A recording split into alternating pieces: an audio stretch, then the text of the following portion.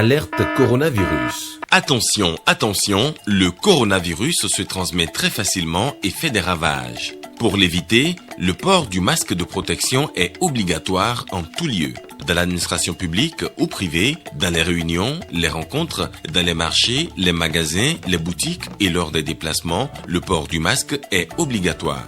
Même dans les lieux privés, dès lors que l'on n'est pas seul, le masque doit être le fidèle compagnon. Mais attention, le port de masque de protection ne dispense nullement d'appliquer les autres mesures de prévention, notamment le lavage des mains à l'eau et au savon et l'observance de la distance de sécurité sanitaire d'au moins 1 mètre entre personnes. Enfin, s'abstenir de porter des gants en vue du lavage régulier des mains à l'eau et au savon ou de l'application de gel hydroalcoolique. Pour tout savoir sur l'épidémie du coronavirus au Bénin, rendez-vous sur le site web www.gouv.bj/coronavirus. Ceci est un message du gouvernement de la République du Bénin. Merci de préférer l'ORTB pour vous informer, mesdames, messieurs. Tout de suite, le sommaire de ce 13h. Les mesures prises par le gouvernement pour atténuer les effets socio-économiques liés à la crise du coronavirus sont désormais effectives. Plus d'explications sur le sujet avec le directeur général des affaires économiques dans un instant.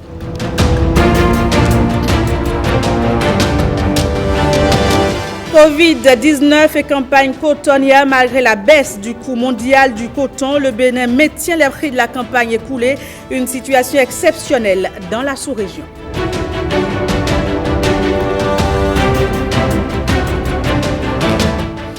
Puis pas de festivités cette année pour les 60 ans d'indépendance du Bénin. Le gouvernement a opté pour une célébration sobre en raison de la pandémie du coronavirus.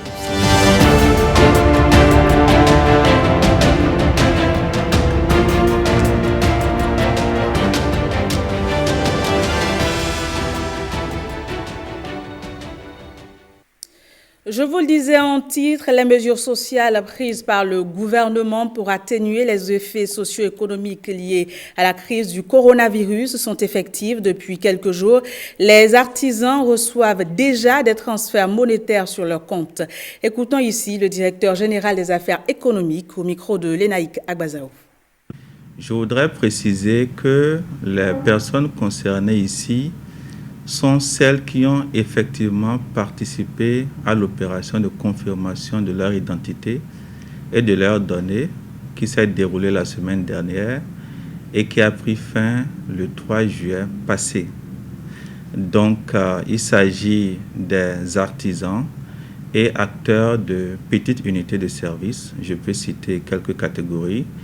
Il y a par exemple les coiffeurs, les coiffeuses, les couturières et assimilés, les esthéticiennes, les masseurs, les employés de bars, restaurants maquis, les prestataires de ces bars, restaurants maquis, les tenanciers de bars, les propriétaires de discothèques, les propriétaires de restaurants, les apprentis chauffeurs et assimilés, les conducteurs de bacs motorisés, les conducteurs de taxis intervilles, les conducteurs de taxis transfrontaliers, et les conducteurs de taxi-bus, communément appelés Tokpa-Tokpa. Les montants transférés varient entre 45 000 francs CFA et 200 000 francs CFA. 45 000 francs CFA, par exemple, pour l'apprenti chauffeur qui exerce à Bomé ou à Djougou, qui est complètement informel. La coiffeuse, par exemple, de Porto-Novo, qui a fait l'effort d'avoir au moins un numéro IFU, bénéficie de 150 000 francs CFA de transfert, et celle qui est propriétaire d'un petit restaurant à Abomey-Calavi, par exemple, et qui a fait l'effort d'avoir au moins un numéro IFU, bénéficie de 200 000 francs CFA de transfert. Deux précisions, c'est que pour certaines personnes, les comptes Mobile Money ou Move Money sont limités et n'ont pas pu absorber tout le transfert, toute la subvention. Et donc, les dispositions sont en cours de concert avec les opérateurs de transfert d'argent pour que le complément leur soit fait dans un bref délai. Alors, après cette première vague, il y a une deuxième vague qui va suivre. La deuxième vague est composée de ceux-là qui ont aussi participé à l'opération de confirmation de leurs données, de leur identité, mais dont les comptes Mobile Money ou Move Money ont un problème. C'est peut-être des comptes bloqués, des comptes non activés, ou il s'agit peut-être de comptes qui sont au nom d'une autre personne. Et donc l'État est soucieux de ce que ces personnes reçoivent le transfert en toute sécurité. Et les dispositions sont en cours avec les opérateurs de transfert d'argent pour que ce soit fait très rapidement dans les prochains jours. Je vous invite à présent à suivre la réaction de quelques artisans qui ont déjà reçu les transferts monétaires. Il faut dire qu'ils sont nombreux à être surpris de la promptitude du gouvernement en ce qui concerne l'effectivité de ces mesures sociales. On les écoute. Le gouvernement a tenu par eux, c'est inédit. C'est la première fois dans l'histoire du Bénin. Nous venons de constater une telle action en faveur de nos artisans. Vous savez, pendant la crise sanitaire, beaucoup de nos artisans ont perdu leur clientèle. Et depuis avant-hier, beaucoup de nos artisans provenant de différentes communes nous ont téléphoné pour témoigner qu'ils ont commencé par recevoir de l'argent sur leur mobile money. Et nous sommes venus ici pour témoigner au gouvernement que ce qu'ils ont dit, ce qu'ils ont promis en ce qui concerne les mesures sociales ont été respectées. Et nous voulons profiter pour dire ceux qui n'ont pas pu se faire recenser pendant la période de restriction ne pourront pas bénéficier de ces mesures sociales. C'est seulement ceux qui se sont fait recenser qui pourront bénéficier de ces mesures sociales que, comme nos artisans viennent de le témoigner. Donc, en cela, nous tenons à remercier le gouvernement du Bénin et en particulier le chef de l'État, son Excellence Patrice Athanase Guillaume Talon, pour tout ce qu'il fait en direction de nos artisans. Donc, ça va permettre de donner un souffle nouveau à leurs entreprises. Le gouvernement en fait beaucoup de choses pour les artisans. Il y a le projet H. Il y a d'autres projets. On reste dans le même registre, mais cette fois-ci pour écouter le président de la Confédération nationale des artisans du Bénin. Il s'exprime ici au nom de ses pairs.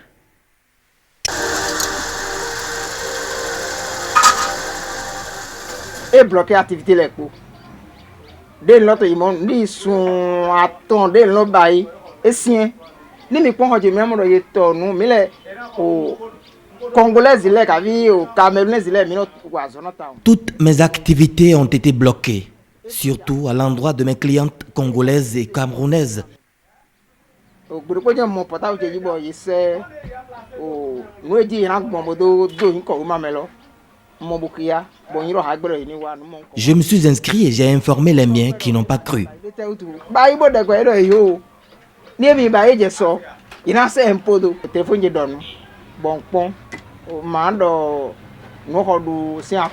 Hier, j'ai reçu le transfert d'argent sur mon portable. C'est la joie.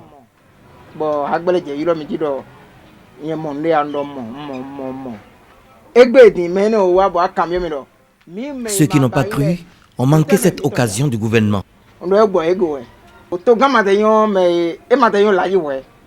Ni le chef de l'État ni ses ministres ne connaissent ici, mais ils se soucient de notre bien-être. Tout chef d'État ne veut que le bien de son peuple. Nous, les populations, nous n'aurons qu'à respecter les consignes. Cela y va de notre avenir. Ils l'ont déjà dit, mais je n'ai pas cru.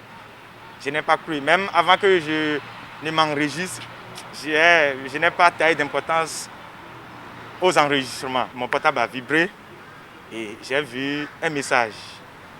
Et en ouvrant, j'ai vu un message de soulagement que le gouvernement a mis en place pour nous aider à côté du coronavirus. Je suis vraiment heureux, très content. Même j'ai manqué d'adjectifs pour qualifier cette joie-là. Le président béninois dit quelque chose, il le fait. Je demande à tous les artisans tous les secteurs qui sont inclus, ils doivent s'enregistrer avant d'en bénéficier. Je passe ici pour remercier l'État béninois pour ses aides. Et également, je passe ici pour remercier les autorités qui sont chargées pour nous balancer ces fonds.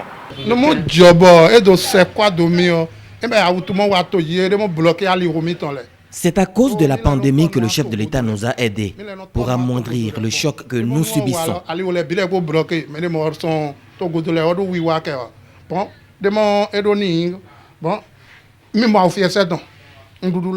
Pas facile de se nourrir et de scolariser les enfants.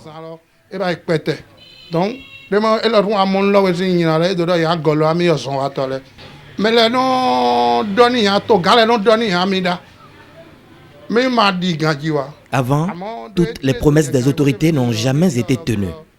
Mais d'hier à ce moment, on voit le président différent. Patrice Talon travaille beaucoup pour ce pays. Par son avènement, la corruption est en train de reculer.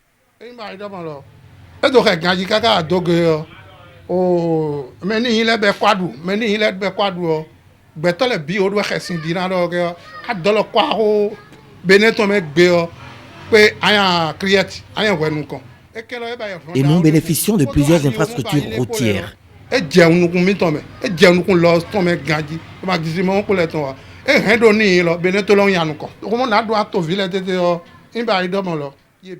Que les populations laissent le chef de l'État et le soutiennent dans cette lancée, notre pays en sortira grandi.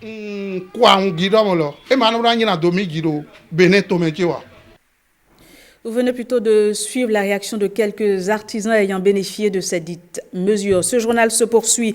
Nous nous sommes durement battus, mais moralement la troupe est fière.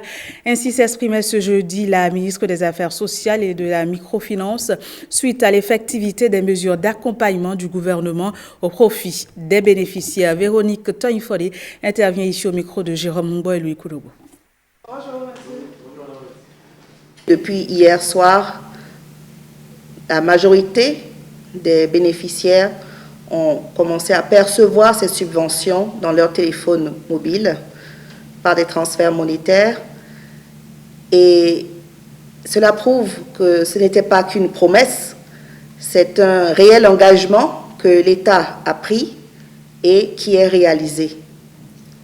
Au ministère des Affaires sociales et de la microfinance, c'est avec beaucoup de joie et de satisfaction que nous recevons depuis ce matin les retours de ces bénéficiaires.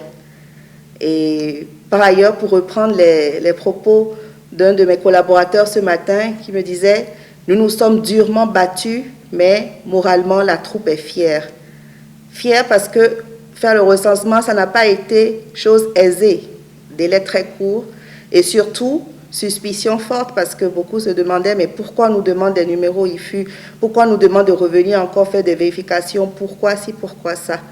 Il faut que la population fasse confiance au gouvernement du pays.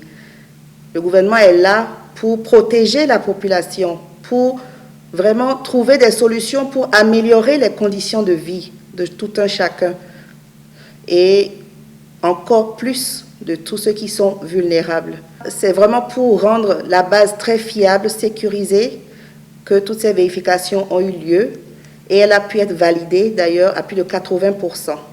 Ce qui signifie que c'est des dizaines de milliers de concitoyens qui ont perçu les subventions promises allouées, sans distinction de coloration partisane ou d'autres considérations. Au niveau des subventions, on observe des différences. Les différences dépendent du caractère de l'activité formelle ou non, de la localisation dans le sens est-ce que la personne exerce dans les grandes agglomérations ou non, et également de ce qui a été déclaré en termes de perte de chiffre d'affaires, de revenus, durant la période où ces mesures de restriction ont été décidées. Et c'est le moment d'encourager tout ce qui opère dans l'informel à se formaliser. Ne serait-ce qu'un numéro IFU. Ce n'est pas pour un matraquage de taxes, non, mais pour bénéficier des mesures sociales de l'État, il faut se faire connaître. Comment on peut savoir identifier avec précision que telle personne existe, que telle personne exerce telle activité déclarée s'il n'y a pas de traces?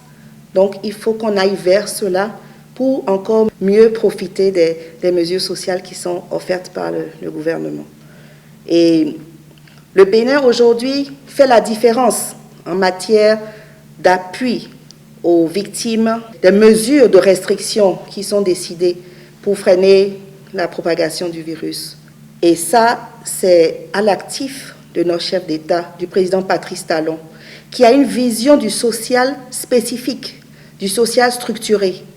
Et c'est pour ça que le président n'a pas voulu que nous distribuions des petits montants à des gens au hasard. Non, il fallait que ce soit structuré et que des subventions conséquentes soient allouées pour que les bénéficiaires puissent véritablement en bénéficier pour relancer leur activité. Pour finir, je voudrais inviter les bénéficiaires à une utilisation rationnelle et efficiente des subventions qui leur ont été allouées et aussi les inviter au strict respect des mesures de lutte contre la propagation du coronavirus, le port de masques, le port permanent de masques, le lavage fréquent des mains à l'eau et au savon, la distanciation sociale, l'éviction du grand monde. Vraiment, tout ça pour rester en bonne santé, pour pouvoir profiter de ces subventions et les faire fructifier, et faire fructifier l'économie. Covid-19 et campagne cotonnière, le Bénin est devenu une exception dans la sous-région. Malgré la baisse du cours mondial du coton, eh bien, le pays maintient les prix de la campagne écoulée. Lenaïka Bouazao nous en dit plus. Les effets de la Covid-19, les cotonculteurs béninois ne les ressentiront pas. Le Bénin est le seul pays de la sous-région à maintenir les prix de cession des intrants et d'achat de coton-graines aux producteurs. Patrice Talon leur témoigne ainsi son attachement. Tous les autres pays ont baissé le prix d'achat aux producteurs. Coronavirus oblige. Par exemple, le Burkina Faso est passé de 265 à 240 francs CFA le kilogramme. Le Mali de 275 à 200 francs CFA et le Togo voisin de 265 à 225 francs CFA. La décision salvatrice prise en Conseil des ministres le 1er juillet 2020 par le gouvernement béninois constitue un véritable coup de pouce aux acteurs de la filière et une exception dans l'espace CEDEAO. Coton-graine conventionnel du premier choix, 265 francs CFA le kilogramme net à payer aux producteurs. Coton-graine conventionnel du deuxième choix, 215 francs CFA le kilogramme net à payer aux producteurs. Coton-graine biologique du premier choix, 318 francs CFA le kilogramme net à payer aux producteurs. Coton-graine biologique du deuxième choix, 258 francs CFA le kilogramme net à payer aux producteurs. Les prix des intrants sont demeurés aussi inchangés, malgré la crise sanitaire. Les 10 prix se présentent comme suit. Engrais, toutes catégories confondues, 240 francs CFA le kilogramme, soit 12 000 francs CFA le sac de 50 kg. Insecticide coton, 3 500 francs CFA le flacon pour le traitement de demi-hectare. Herbicide Toto, 3 500 francs CFA le litre. Herbicide sélectif, 5 000 francs CFA le litre. Ces mesures salutaires vont favoriser une campagne cotonnière 2020-2021 réussie et permettre au Bénin de toujours conserver sa place de premier producteur de coton en Afrique. Face à la pandémie du coronavirus, le gouvernement béninois a fait l'option de la sobriété pour les festivités du 60e anniversaire de l'accession du pays à l'indépendance. Donc, pas de manifestation grand public au programme. Ghislain Pouguet a recueilli l'impression de quelques citoyens béninois suite à cette annonce. On les écoute. Lors des manifestations, il y a des attroupements. Les gens viennent beaucoup et les gens ne vont plus respecter les distanciations et autres là. Et fort de tout ça là que le président a bien vu, n'est-ce pas, de prendre cette décision. Et c'est une décision salutaire pour éviter à la population, n'est-ce pas, de contracter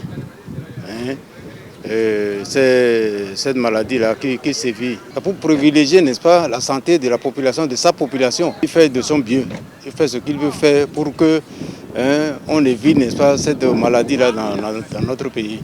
Au grand mot, les grands remèdes.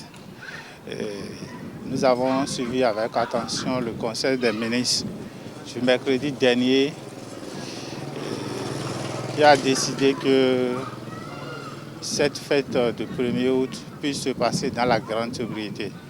Je pense que c'est une décision salutaire parce que c'est une décision qui rentre dans le cadre du bien-être de la population. C'est une décision que nous allons applaudir parce qu'on ne peut pas, à cause d'une fête, sacrifier, disons, la santé de nos concitoyens. Donc je pense que la décision est bonne. Nous devons vraiment remercier le chef de l'État et son gouvernement pour cette décision salutaire sur l'ampleur que prend la pandémie Covid-19 sur l'Afrique. Je vois qu'il est très impératif de prendre une décision du genre afin de pouvoir éviter le pire, car le chef de l'État est là pour garantir une bonne santé à toutes les populations. Bien vrai, nous allons faire les choses dans la sobriété cette année, mais l'année prochaine, je crois que nous pouvons le faire avec beaucoup plus d'ampleur comme avant. Le chef de l'État, selon nous, a le souci quand même de sauvegarder la santé de ses compatriotes. C'est un bon père de famille, c'est un bon chef de collectivité. Il faut que nous soyons conscients de ce qu'on fait et qu'on sache que cette situation est criarde, est terrible, c'est mortel. Donc il ne faut pas s'amuser avec. Donc si le gouvernement est en train de prendre des dispositions adéquates pour nous sauver de cette situation, respectons cette décision-là et ces consignes-là. Et le reste, Dieu nous sauvera. Et puis, la tournée organisationnelle de l'Agence nationale des événements culturels, sportifs et manifestations officielles s'est achevée à Parakou. Elle était une occasion de célébrer, et ce de façon itinérante, la fête de la musique édition 2020. Tout ceci, bien évidemment, en respectant les mesures barrières contre la propagation du coronavirus. Patrick Jossouf pour le commentaire.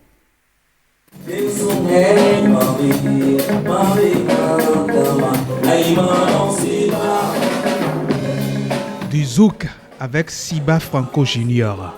On est bien à Parakou, cité des Kobourous.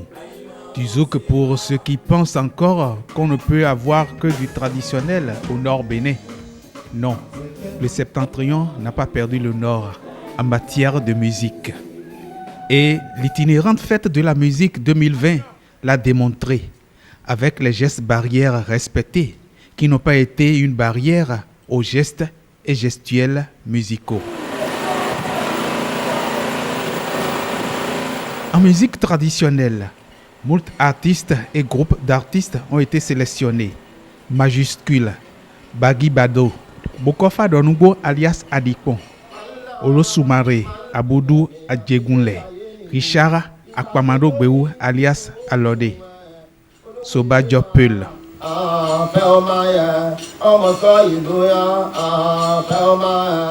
Et en musique moderne, c'est l'orchestre Sam 11 de Parakou qui a accompagné Siba Franco Junior.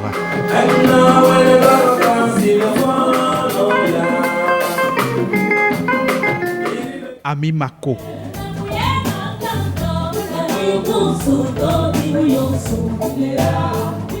Bourusman.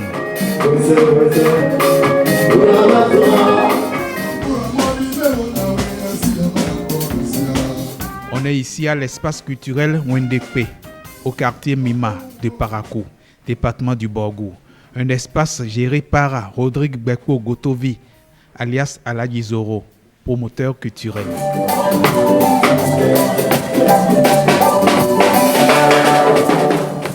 Et pour montrer ici que la musique moderne et traditionnelle peuvent se rythmer jusqu'à la mime, Alpha Mime fait du reggae tradi modernisé.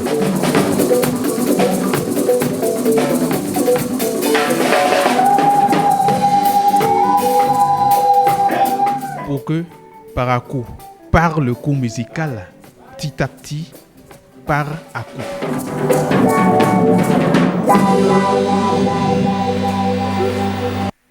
Et c'est sur cette note culturelle que prend fin ce journal que vous pouvez encore suivre sur notre site web www.ortb.bj. Merci, au revoir et à demain.